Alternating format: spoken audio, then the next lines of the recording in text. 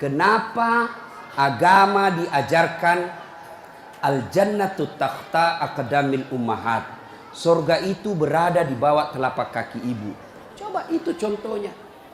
Digendong bersusah payah, dari tadi itu hadir, kepanasan, tidak pulang. Untuk apa? Karena mau dengar dakwah. Dan mau dengar dakwah sayang juga sama anak. Makanya adik-adik sekalian, ketika Anda durhaka sama ibumu, maka jangankan kau masuk surga, baunya surga diharamkan bagimu. Dengar ini cewek-cewek, sopan sama cowoknya, kurang ngajar sama mamaknya. Kalau mamaknya yang kasih tahu, apa sih mama tahu, itu kan dulu. Sekalinya cowoknya aja, iya deh bang, terserah abang aja deh, saya ikut, mana yang baik. Dongo. Tahu dongo? Beleng-beleng. Tahu beleng-beleng? Itulah makanya. Adik-adik sekalian, kalian mau sukses, muliakan orang tuamu. Tidak perlulah kau kursus kiri kanan. Muliakan orang tuamu, Allah yang angkat derajatmu. Itu janji Allah. Biar kau sekolah tinggi-tinggi, tapi kau tidak hargai bapakmu, kau hina orang tuamu, bisa jadi kau dapat kerja, tapi kerjaan yang kau dapat makin jauhkan kau dari agama. Bisa jadi perusahaanmu lancar, tapi perusahaanmu justru menyeret kau masuk gampang neraka. Ada orang tidak cerdas, tidak terlalu berkualitas dirinya, tapi dia muliakan orang tuanya, Allah angkat derajatnya. Maka adik-adik, muliakan orang tua, enak hidupmu. Itu tadi model anak sekolah. Kalau kita model yang sudah punya istri, bagaimana modelnya Ustadz durhakanya? Takut sama istrinya. Dapat rezeki, suaminya bilang, bu, sudah lama kasihan ini nomor antrinya bapak, mau haji tidak dapat. Ini ada kasihan duit, bagaimana kalau kita kasih umroh dulu ibu, bapak kita kasih umroh dulu di kampung. Apa langsung dia bilang istrinya, apa? Bapakmu terus. Apa? Mamamu terus. Langsung dia bilang suaminya, sudah Mipalek, terserah kau. Ada begitu di sini? Ada. Beleng-beleng. Apa kamu takut sama istrimu? Nawamu semua dia kau ambil semua. Jangan takut sama istri, Pak. Bapak tidak bakal bahagia dalam hidupmu kalau kau lebih takut sama istrimu untuk membahagiakan orang tuamu. Nah. Makanya hidupmu susah dalam rumah tangga. Kenapa? Istrimu kurang ngajar sama ibumu. Maka bilang sama istrimu, jangan coba-coba sakiti perasaan ibu saya. Kalau kau lukai perasaan ibu saya bawa kau ke pengadilan agama, saya ceraikan kau baik-baik. Lalu saya bilang sama mamanya, istriku di rumah, boleh kau marah-marah sama saya, boleh kau tutup pintu, yang penting tidak kau kunci. Boleh kau lempar kepalaku, yang penting tidak kena. Satu yang tidak boleh, jangan kau pernah hina orang tuaku. Begitu kau hina orang tuaku, wabillahi taufiq wal hidayah, keluar. Begitu deh. Ada di sini takut sama istri? Jangan, Pak. Itu yang membuat ibu juga kalau mau bahagia rumah tanggamu, muliakan mertuamu. Datang mertuamu dari kampung, dari Sulawesi Selatan, hormati. Jangan baru duduk mertua dia bilang, kapan ki pulang mak? Bawa ini, kasihan itu orang tua kalau dari kampung naik dari Parepare turun di pelabuhan barang, bawa ayam 3 ekor, lepas di terminal 1, nah kejar lagi tuh, bawa pisang, bawa beras, bawa semua dia bawa, kasihan. Padahal anaknya sudah ada kerjanya di papan, dia bawakan itu. Begitu cintanya orang tua kepada anak. Jadi wajar kalau ibu bapak kurang ajar, tidak akan mendapat berkah dalam hidup. Muliakan orang tua ya. Kalau ada yang tanya-tanya, kenapa hidupku susah selama ini? Tidak usah tanya jalan lain. Durhaka sama orang tua. Orang tuaku sudah meninggal Ustaz. Cara berbuat baiknya. 1, doakan. Allahumma gfirli wali walidayya warhamhuma kama rabbayani. Saya heran lihat-lihat kita. Kalau tangannya ulama kita cium bagus. Bagus. Tapi pernahkah Bapak perlakukan tangannya ibu seperti itu? Pernahkah Bapak perlakukan tangannya orang tua? Saya orang lain. Belum tentu saya doakan Bapak ikhlas. Doakan saya Ustaz. Saya doakan tapi belum tentu saya ikhlas. Kenapa? Saya belum tahu Bapak. Tapi kalau orang tuamu yang doakan kamu, pasti ikhlas. Saya tadi kesini ibu saya telepon. Mak, telo doa nggak mau kak mak? Woi, walio doa aku nak. Saya tidak doakan diriku. Kau selalu kudoakan karena kau selalu jalan. Itu ibu. Kalau suami bu, jangan sampai ibu juga berdosa kepada orang tua gara-gara suami. Jangan sampai bapak-bapak berdosa hanya karena istri. Jangan sampai kalian yang masih kecil durhaka sama orang tuamu, maka hidupmu bakal susah. Muliakan orang tua. Doakan. Allahumma gfirli wali walidayya warhamhuma kama rabbayani shaghira. Sudah itu doa lagi. Ya Allah, ampuni dosanya orang tuaku kalau sudah meninggal. Terima amalnya, lipat gandakan kebaikannya, lapangkan alam kuburnya.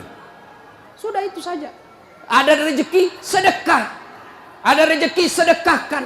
Saya mau terang kuburnya orang tuaku. Perbaiki sound sistemnya masjid. Terang itu kuburnya. Saya mau terang kuburnya orang tuaku. Kirim pembeli lampu. Kasih tahu panitia masjid. Mulai bulan depan saya yang bayar itu masjid lampunya. Jangan ambil uang celengan. Terang itu kuburnya orang tua. Dan demi Allah, tidak ada orang bangkrut gara-gara rajin sedekah. Ada yang bangkrut gara-gara sedekah? Mana buktinya? Makin sedekah makin kaya. Rahmat Mas'ud. Coba lihat. Orang datang itu, bos, membayar ke bos. Bos, baju sekolah bos. Bos, istriku melahirkan. Bos, terbakar anuku. Bantu. Tapi mana ada yang bangkrut kalau rajin sedekah? Tidak ada pak. Kenapa bapak ibu miskin? Karena selalu minta-minta. Berhenti minta-minta, Allah kasih kau kaya. Sedekah. Saya tidak bisa sedekah dengan duit, sedekah kau dengan tenagamu. Saya tidak bisa sedekah banyak-banyak, sedekah dengan apa? Lihat itu masjid. Oh, sudah kotor anunya. Apa namanya itu? Kudungnya. Putih bukan, coklat bukan, hitam bukan, kak diam nih. Sudah, bawa masjid satu kudung. Itu sedekah. Oh, masjid antara masjid dengan toilet jauh. Sedekah dengan sandal swallow. Nah, curi orang, tidak ada urusan. Itu sedekah. Kita lihat karpet, sudah jelek, sedekah dengan karpet. Insyaallah banyak pahala. Hari Jumat kita kirim air botol gelas ke sana, air gelas ke sana, orang minum itu sedekah. Saya cuma bisa nasi bungkus 10 saya sumbang hari Jumat, itu sedekah. Allah tidak lihat banyaknya, yang penting ikhlas banyak daripada sedikit tidak ikhlas. Sedekah. Serius. Sudah sedikit tidak ikhlas lagi. Mending banyak ikhlas. Iya toh? Panasnya di. Nggak bisa konsentrasi sejenak. Lewat-lewat ketawa itu kak bos. Nah ibu bapak. Salah satu sunnah yang dianjurkan Nabi sholat jamaah. Nabi kumpul-kumpul sama sahabat. Ya, enggak apa-apa. Enggak usah kasih, enggak apa-apa, Pak. Sedikit lagi, 5 menit lagi. Menunggu orang masjid takwa. Ya. Nabi, saudara-saudara sekalian, kalian yang tetangga dengan masjid wajib datang berjamaah. Bertanya sahabat, mana tetangga masjid ya Rasul? Kanan masjid 40 rumah. Depan masjid 40 rumah. Belakang masjid 40 rumah. Belakang masjid 40 rumah. Itu tetangga masjid. Bubar. Tiba-tiba datang tunanetra. Tahu tunanetra? Tidak melihat. Ya Rasulullah bagaimana saya? Oh kau lain karena kau tidak melihat. Pulang ini. Boleh kau sholat di rumahmu karena kau tidak melihat. Pulang. Belum jauh dipanggil kembali Nabi. Ya fulan, tan. Sini kau dulu. Kenapa? Kau dengar azan di masjid. Saya dengar ya Rasul. Kalau begitu kau wajib datang berjamaah di masjid. Zaman Nabi, tunanetra wajib berjamaah karena dia dengar azan di masjid. Kalau ini hadis diterapkan Pak, penuh ini masjid jamaah. Kenapa? Kalau azan di menara sampai di ujung-ujung rumah dia dengar. Dan alhamdulillah masjid selalu ramai jamaahnya Pak. Terutama kalau subuh. Penuh sampai di luar. Tidak ada di dalam. Yang di dalam orang tua sudah pensiun. Kentara itu kalau subuh orang tua Pak. Bau minyak gosok baru kita masuk pintu. Minyak angin, minyak gosok, cap tawon. Tidak ada Bulgari. Orang tua semua di dalam masjid. Kenapa orang malas ke masjid? Satu, karena dia tidak lihat pahalanya. Coba kalau Pak Rahmat Mas'ud umumkan, siapa yang datang sholat berjamaah subuh dapat beras 50 kilo, pembeli pulsa 200.000. Jam 5 sholat subuh, jam 10 malam sudah pesan masjid sampai di luar. Kenapa? Karena dia lihat pahalanya. Yang kedua, kenapa orang malas ke masjid? Karena dia tidak tahu pahalanya. Dengar bapak-bapak ini, terutama kita yang sudah muka-muka sakaratil maut ini, yang sudah tua ya, rajin-rajin ke masjid Pak, berdoa mudah-mudahan bapak lagi sujud ajal menjemput. Apa keutamaan berjamaah di masjid? Satu, kalau hujan, basah baju, atau kena debu melengket di badan, ke masjid, bajunya yang basah itu melindungi dia nanti di pada masa. Tahu mantel Pak, hujan, kalau hujan pakai payung. Apa tujuan itu payung? Supaya bapak tidak kena air, supaya ibu tidak kena air kalau pakai baju mantel. Begitulah fungsinya baju yang basah. Ketika bapak ke masjid dan gerimis, basah baju itu bapak yang melindungi bapak agar tidak disentuh api neraka. Sudah. Coba jangan juga salah paham. Teman-teman sudah dengar begini, hujan keras dia buka payungnya, pergi di jalan, belen-belen namanya itu. Ya. Apalagi keutamaan berjamaah di masjid? Kata Nabi, kalau kau wudhu dulu, lalu kau datang ke masjid, langkah-langkah kakimu adalah jihad fisabilillah. Melangkah kaki kanan, 1 pahala dicatat. Melangkah kaki kiri, gugur dosa kecil.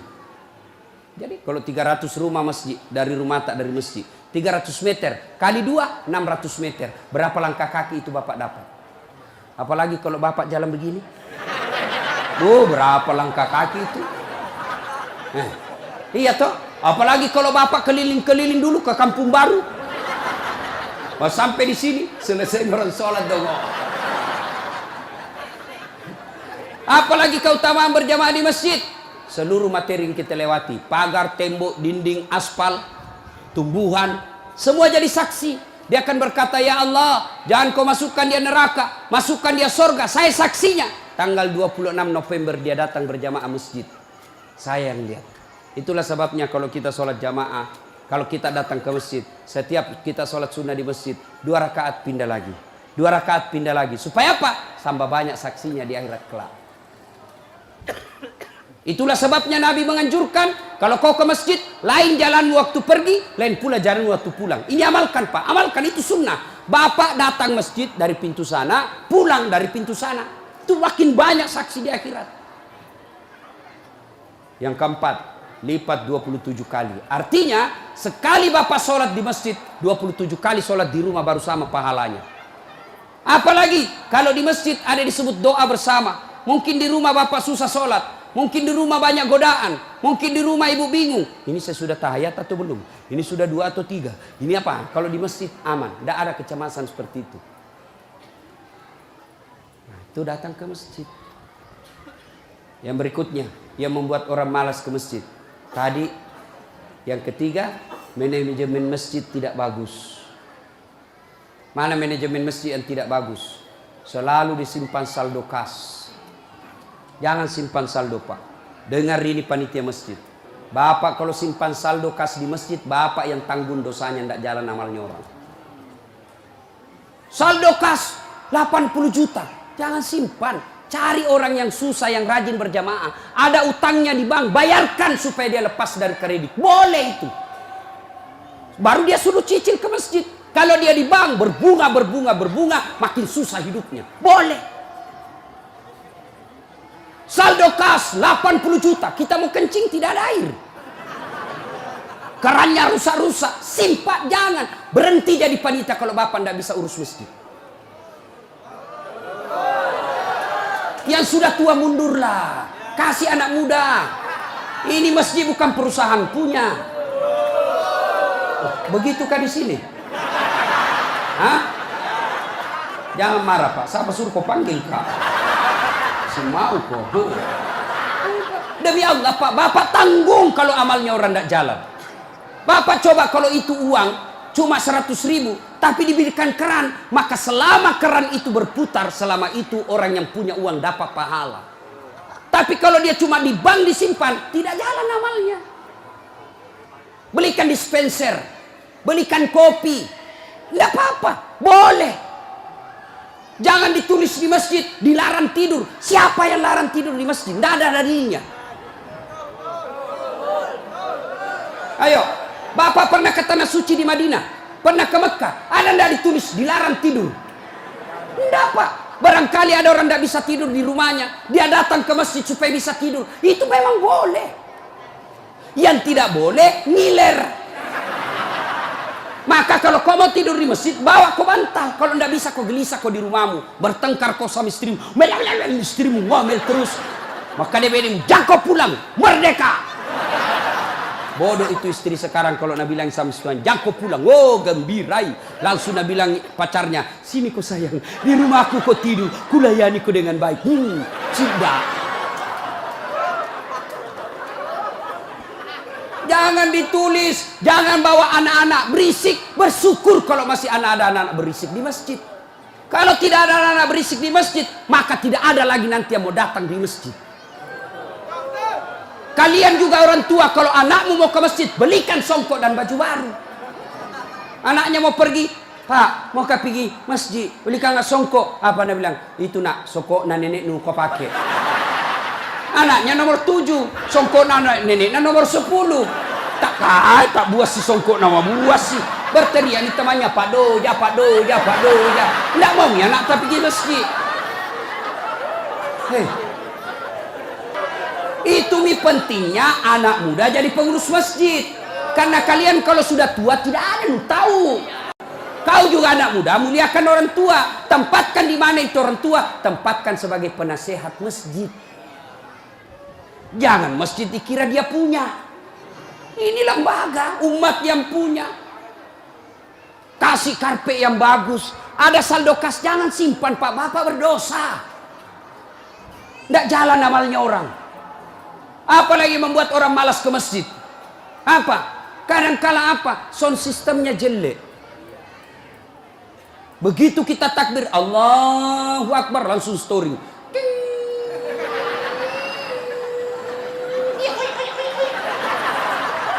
Mau ki perbaiki, sudah maki takbir, terpaksa si tangan ki.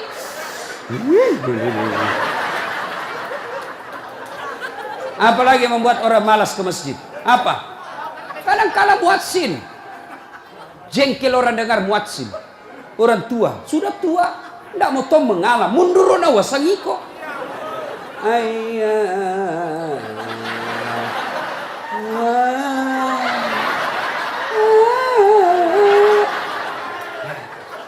Namun dari iya siro tomato, iya siro. Coba. Iya. Apalah yang membuat orang malas ke masjid? Kadang-kala penceramah. Kita di rumah sudah bertengkar istri. Di kantor mumet pikiran. Kita datanglah ke masjid dengar ceramah. Mudah-mudahan kita dapat pencerahan. Ini bukan pencerahan, nak kasih takut kita terus.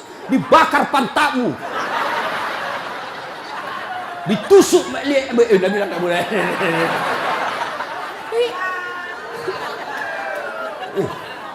Iya. Apalagi yang kasih malas orang ke masjid. Kadang-kala apa? Imam. Ada juga imam suka sekali baca panjang. Tidak tahu juga apa nak baca. Nagarek memi. Dalin. Al-Fatihah paling nak baca.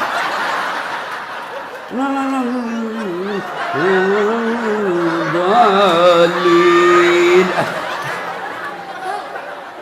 Malam petoni tidak jelas. Makanya kata Nabi, kalau kau jadi imam, dengar ini Pak Imam. 1, baca kau yang ringkas. Kenapa? Karena jamaah kita di belakang macam-macam. Ada yang sudah tua tidak bisa lama berdiri. Ada anak muda yang baru datang, tidak senang yang lama-lama. Pulang di masjid, enak sembahyang di masjid. Ampun Ma Ustaz. Kenapa? Dia bilang itu mesti aliran sesat. Kenapa aliran sesat? Dari sembahyang subuh 3 rakaat. Bukan 3 rakaat, sujud tilawah nama itu dong. Makanya tuh imam sebelum kau takbir jelaskan dulu jamaahmu. Adik-adik, ini kita sujud tilawah. Sunnah malam Jumat membaca surah As-Sajadah. Pada rakaat kesekian kita harus sujud. Nah, ini bukan 3 rakaat, tapi karena Allah perintah ayat itu dibaca sujud. Jelaskan. Yang sunnah, giliran apa ini? Kenapa 3 rakaat? Enggak, kau yang dongo.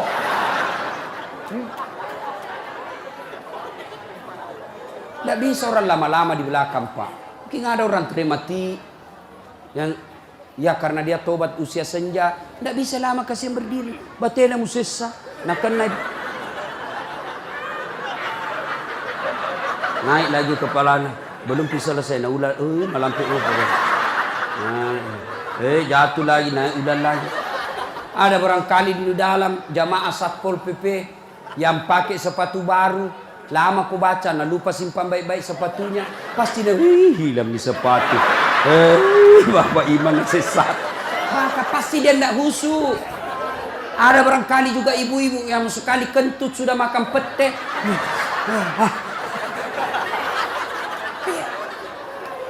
Ya, yang kedua kata Nabi, kalau kau jadi imam, baca yang umumnya orang hafal. Tujuannya apa, Ustaz? 1, supaya jamaah ikut kalau dia hafal. Coba kalau kita imam baca Al-Fatihah, kita ikut juga toh. Kenapa? Karena kita hafal. Tapi coba imam membaca surah Al-Baqarah ayat 10 sampai 120. Nah, imam sibuk dengan bacanya, kita sibuk dengan hayalan tak. Mau ikut, tidak dihafal. Mau ruku, belum ruku, terpaksa dibaca semua pengumuman masjid.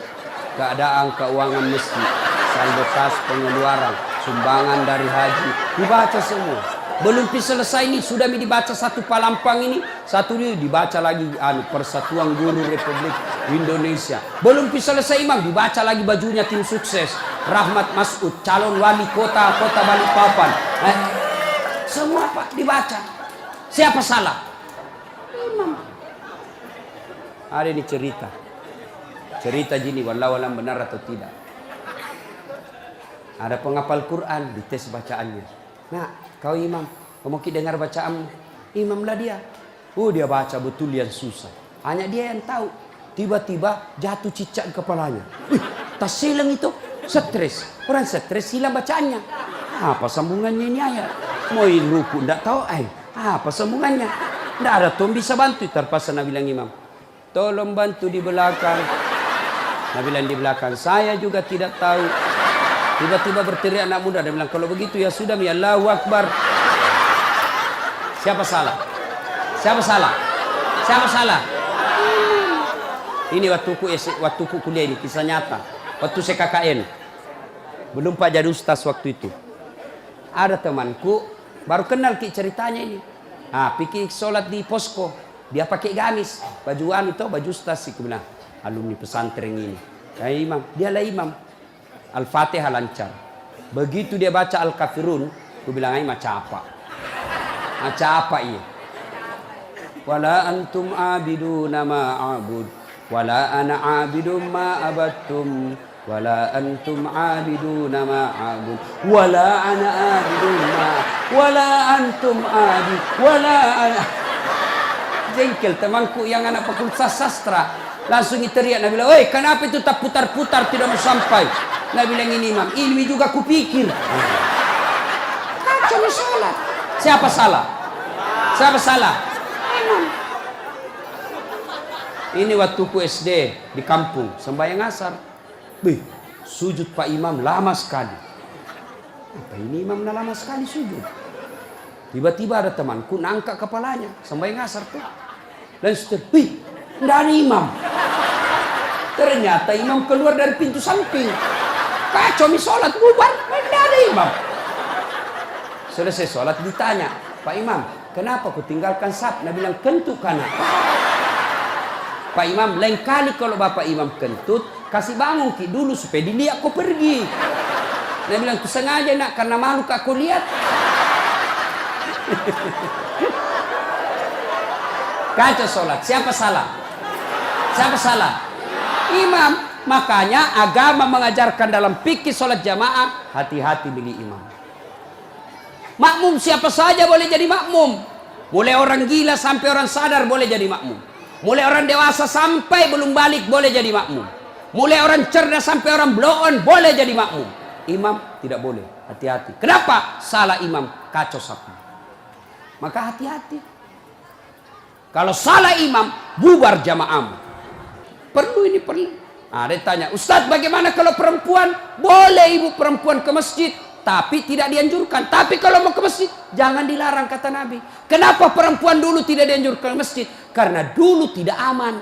Kalau pergi sendiri diculik dan diperkosa dulu. Sekarang di Manggar aman. Siapa mau culik? Apalagi kalau ibu sudah 60 tahun. Siapa mau culik bu? Bikin susah. Ada remaja. Ini ustadz yang ceramah.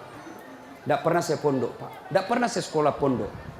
SD sekolah umum, SMP sekolah umum, SMA sekolah umum, sarjana sekolah umum, S2 sekolah umum, S3 sekolah umum. Di mana saya belajar agama? Datang ke masjid. Saya kalau Ramadan dulu zaman SMP dan SMA, saya sudah bermalam di masjid. Waktu itu belum saya tahu apa itu itikaf. Tapi ternyata itulah itikaf, tinggal di masjid. Apa kerjaku? Kalau sudah jam 2 teriaklah saya di masjid. Sahur, sahur, sahur. Kalau ada lebih kue bawa sedikit ke masjid. Kita mau juga buka puasa mau makan sahur di sini. Cuma ada dulu imam di kampungku aneh-aneh pak.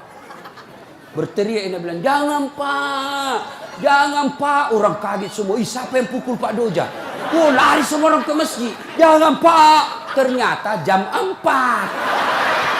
Kacau orang. Sudah itu ditegur, jangan bilang jangan pak. Karena Pak Doja tidak tahu. Nah bilang lagi, sahur, sahur. Sudah jam 3 lewat 60 menit. Cocok tahu jangan pak. Ayo, ibu bapak, saudara-saudara sekalian. Kita juga jamaah, ada aturannya. Sudah ya?